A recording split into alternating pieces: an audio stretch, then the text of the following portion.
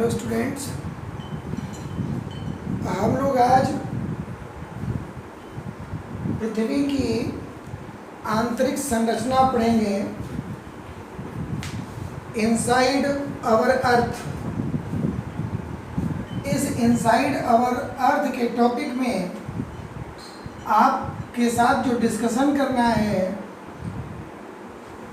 वो पृथ्वी की आंतरिक भूगर्भिक कंडीशंस के बारे में जानकारी करना है। आपको बताना ये है कि जैसे ये ग्लोब अर्थ पर, ये ग्लोब के माध्यम से आपको बताना चाह रहे हैं, ये अर्थ को अगर आप देखिए तो ये तो गोल मतलब गोली ही है। इसका सेंटर के बीचों बीच इसको मान लेते हैं। अगर इसका एक इसको ऐसे अगर आप डिवाइड करेंगे तो निश्चित रूप से ये जो शेप बना हुआ आपको दिख रहा है ये आपको बन जाएगा। इसका अगर हम एक पार्ट की चर्चा करें, ये 3 पार्ट में डिवाइड हो जा रहा है। ऊपरी पार्ट जो है वो है क्रस्ट, मिडिल पार्ट जो है वो है मेंटल, और जो सबसे इनर पार्ट है वो है कोर। इसको जानने के पहले हम लोगों को जानना है कि क्रस्ट के ऊपर का जो वायुमंडल है, जो एटमॉस्फेयर है, उसको भी थोड़ा सा डिस्कस करेंगे। सबसे जो ऊपरी परत है वो है एक्सोस्फीयर, जिसको हिंदी में वायुमंडल कहा जाता है। यहाँ पर विभिन्न प्रकार की विषैली गैसों का सांद्रण है। दूसरा है थर्मोस्फीयर। एक्सोस्फीयर के नीचे जो है वो थर्मोस्फीयर है। थर्मोस्फीयर के नीचे मेसोस्फीयर, मेसोस्फीयर के फिर नीचे स्ट्रेटोस्फीयर, और सबसे नीचे है ट्रोपोस्फीयर। ट्रोपोस्फीयर का मतलब है क्षोभमंडल। क्षोभमंडल, समताप मंडल, मध्यमंडल, आयन मंडल और बहिर्मंडल, ये इसके 5 वायुमंडल के पार्ट हैं। क्षोभमंडल पर सबसे अधिक ऑक्सीजन गैस पाई जाती है, जबकि पूरे वायुमंडल में सबसे अधिक 21% ही ऑक्सीजन गैस पाई जाती है। अब हम लोगों को इसके नीचे वाले पार्ट में समझना है, जिसको हम लोग कह रहे हैं कि क्रस्ट। क्रस्ट का मतलब होता है भूपट पट्टी। क्रस्ट ये अर्थ का सबसे आउटर पार्ट है, और इसको 2 भागों में डिवाइड किया गया है। पहला है ऊपरी परत जो है इसकी, वो है सियाल, जिसमें सिलिका और एल्युमिनियम जैसे तत्वों की प्रधानता है, अधिकता है। इसकी जो डेंसिटी है, इसका जो घनत्व है 2.7 है। और इसके जो नीचे वाला पार्ट है वो है सीमा। सीमा का मतलब सिलिका और मैग्नीशियम। सिलिका और मैग्नीशियम की प्रधानता इसके निचले क्रस्ट में है, मतलब इनर क्रस्ट में है, जबकि आउटर क्रस्ट में सिलिका और एल्युमिनियम है। इसकी डेंसिटी जो है वो 2.7 है, जबकि सीमा की डेंसिटी 3 है।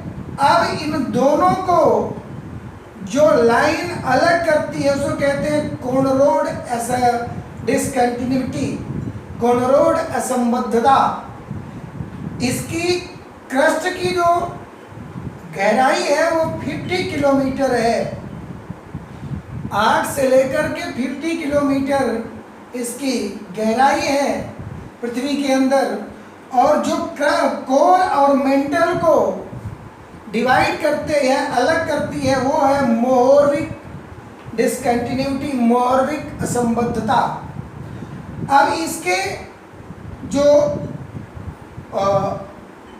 अपर मेंटल है, अपर मेंटल की जो कंडीशन है, जो डेंसिटी है इसकी, वो 3.2 है, जबकि नीचे जो इनर मेंटल है उसकी जो है वो 3.4 के आसपास है। यहाँ पर मैग्नीशियम आयरन सिलिकेट इन तत्वों की एलिमेंट्स की प्रधानता है, और इसको जो अपर मेंटल और इनर मेंटल को जो डिवाइड करती है लाइन, उसे रैपिड डिसकंटिन्यूटी कहा जाता है, रैपिड असंबद्धता कहा जाता है। मेंटल की कंडीशन ये है कि मेंटल में ही अर्थक्वेक की कंडीशंस बनती हैं, या तो लोअर या इनर क्रस्ट में। इसकी जो गहराई है वो 2900 किलोमीटर है, और 2900 किलोमीटर पर आके जो इसको अलग करती है, रेखा जो लाइन अलग करती है कोर को मेंटल से, वो कहलाती है गुटेनबर्ग डिसकंटिन्यूटी, अर्थात गुटेनबर्ग असंबद्धता। मेंटल में जो भी क्रस्ट की विभिन्न प्रकार की घटनाएं हैं, जो एक्टिविटीज हैं, वो अधिकतर मेंटल पर ही डिपेंड करती हैं। सबसे जो निचला पार्ट है उसे कहते हैं कोर। कोर भी दो पार्टों में डिवाइड है, अपर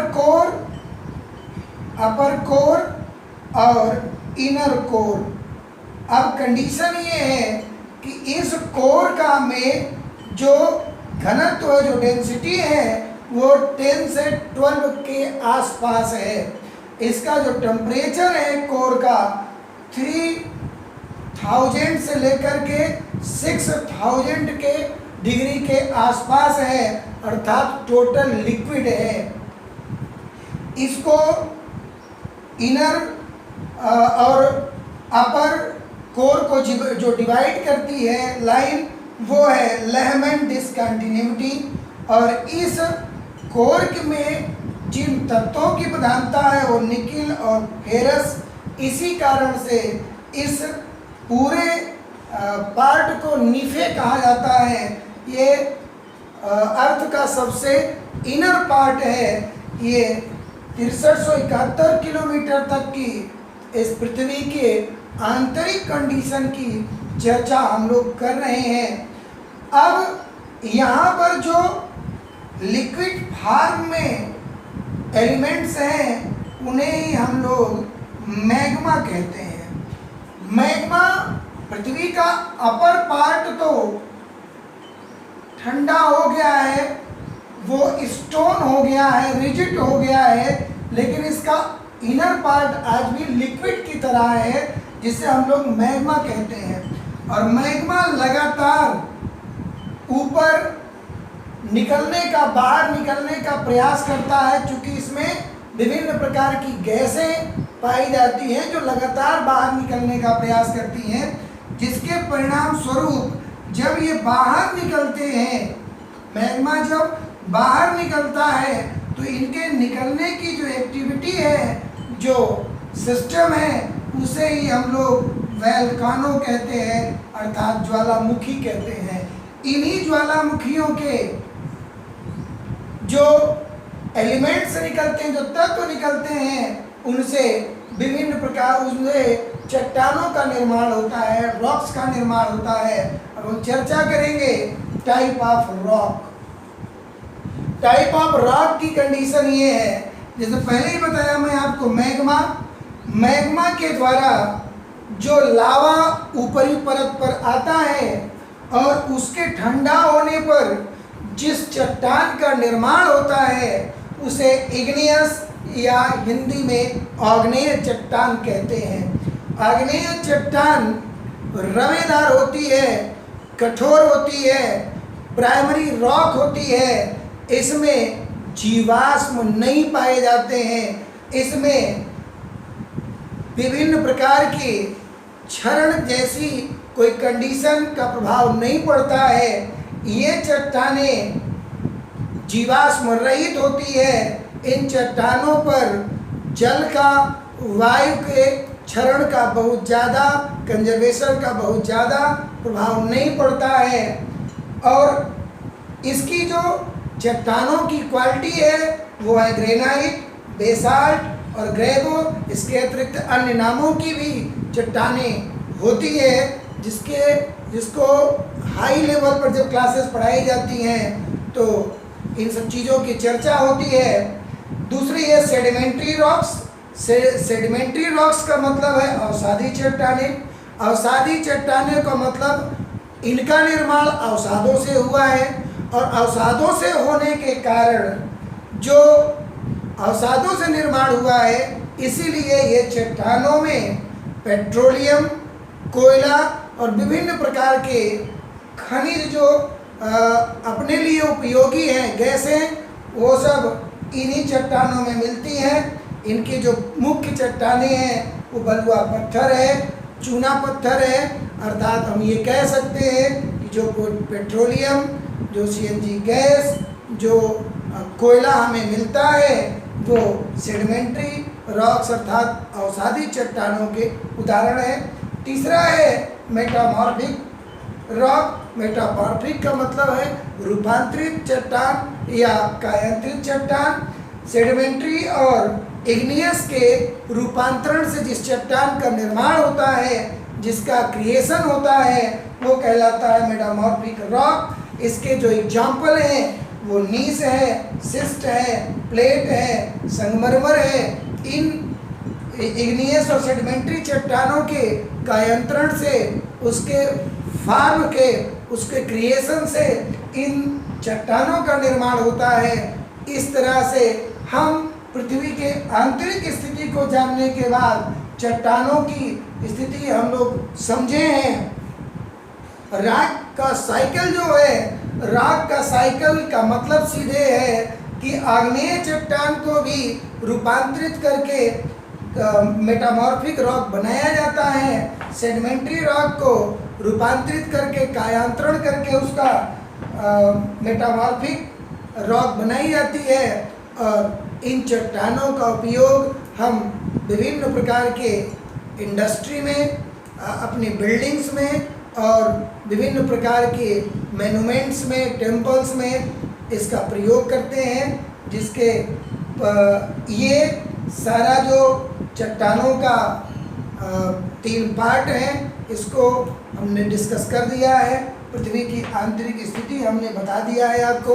अब अगला टॉपिक में अगले चैप्टर का डिस्कशन होगा। Okay, thank you.